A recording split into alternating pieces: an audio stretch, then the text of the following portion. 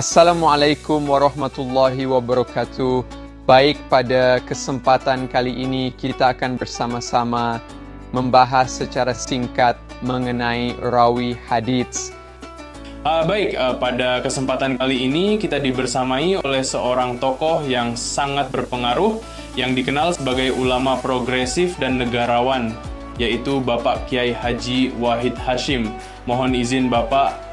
Waalaikumsalam warahmatullahi wabarakatuh. Terima kasih atas sambutannya. Saya sangat senang bisa hadir dalam acara edukasi ini guna untuk menambah pemahaman bersama terkait ulumul hadis. Oke, baik. Langsung ke pembahasan awal, kami ingin bertanya mengenai apa sih pengertian dari rawi hadits itu?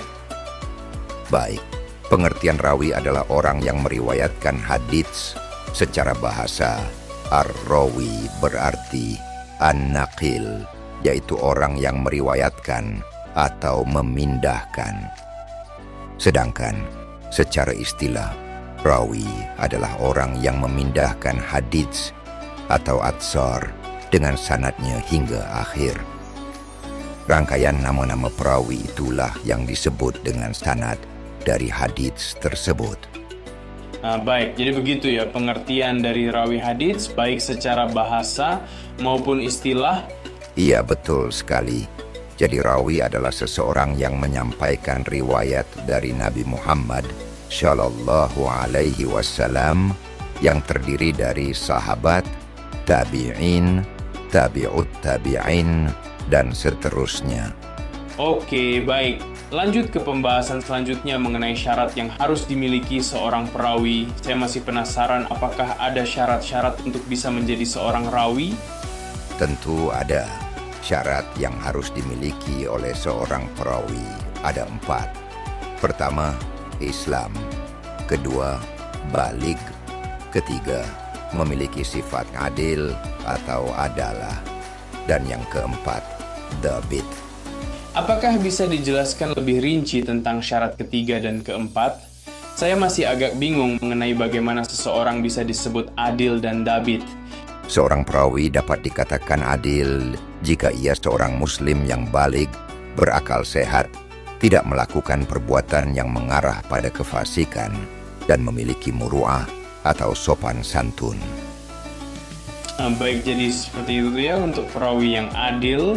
Lalu, kapan seorang perawi dapat dikatakan sebagai perawi yang dhabit?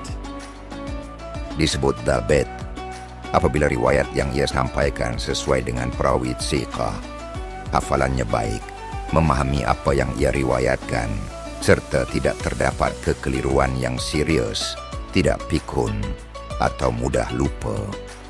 Oke, baik, tapi saya masih penasaran apakah ada penjelasan tambahan mengenai adil dan dhabit? Tentu ada. Keadilan seorang perawi dapat ditetapkan dengan 2 hal. Yang pertama adalah apabila 2 ulama ta'dil menetapkan keadilannya, atau dengan kepopuleran perawi di kalangan ahli ilmu. Lalu kalau dhabit? Dapat diketahui melalui kesesuaian periwayatannya dengan perawi thiqah. Jika tingkat kesesuaian dengan perawi thiqah tinggi, maka perawi tersebut bisa dikatakan dhabit, meski ada sedikit riwayat darinya yang berselisih. Namun apabila riwayat yang berselisih lebih banyak dibandingkan dengan riwayat yang sesuai, maka kedhabitan bisa hilang.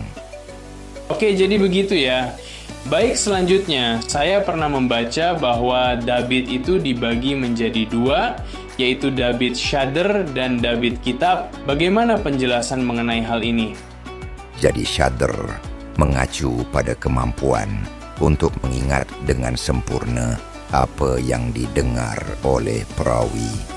Singkatnya, perawi tersebut dapat menyampaikan kembali apa yang diterima dengan lancar dan baik.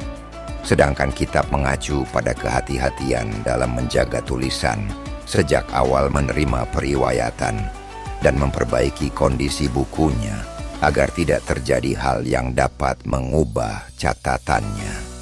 Baik, jadi singkatnya syadr mengacu pada ketepatan hafalan hadis yang didengar oleh perawi. sedangkan kitab mengacu pada ketepatan catatan atau tulisan yang dimiliki perawi, lengkap, tepat, dan benar. Ya, benar. Jadi Farang Kudamu tugasing perawi dan adalah sebagai penyampai hadis yang diterima dari gurunya, baik secara lisan atau tulisan, kemudian menyampaikan kepada orang lain, juga sebagai penghubung sanad kepada matan. Betul sekali. Jadi peran dan fungsi perawi itu adalah sebagai penyampai hadits, juga sebagai penghubung sanad yang mengantar kita kepada matan atau isi hadis. Oke, baik. Selanjutnya, saya pernah mendengar tentang ilmu jarh wa ta'dil. Bagaimana penjelasan mengenai ilmu ini? Apakah ada hubungannya dengan kredibilitas seorang perawi? Tentu, ilmu ini digunakan untuk menilai kredibilitas seorang perawi. Singkatnya, ilmu ini adalah cabang ilmu hadis yang mengkaji kelebihan atau kekurangan periwayat untuk menilai kredibilitas mereka. Jadi, kesimpulan singkat yang dapat kita ambil, rawi adalah seorang periwayat hadis yang kredibilitasnya mencakup syarat-syarat sebagai rawi yang menjadi tolak ukur dalam menilai keabsahan hadis. Iya, benar. Baik, sebelum kita tutup, saya ucapkan terima kasih kembali kepada para pemirsa dan khususnya kepada tamu agung kita yang telah berkenan hadir. Semoga video ini bermanfaat untuk kita semua. Terima kasih juga kepada moderator yang telah menemani kita pada acara ini. Semoga video ini bermanfaat bagi kita semua. Sekian dan terima kasih. Wassalamualaikum warahmatullahi wabarakatuh. Saya juga selaku moderator pamit undur diri. Bila ada salah kata maupun perilaku, mohon maaf yang sebesar-besarnya. Sekian dan terima kasih. Wassalamualaikum warahmatullahi wabarakatuh.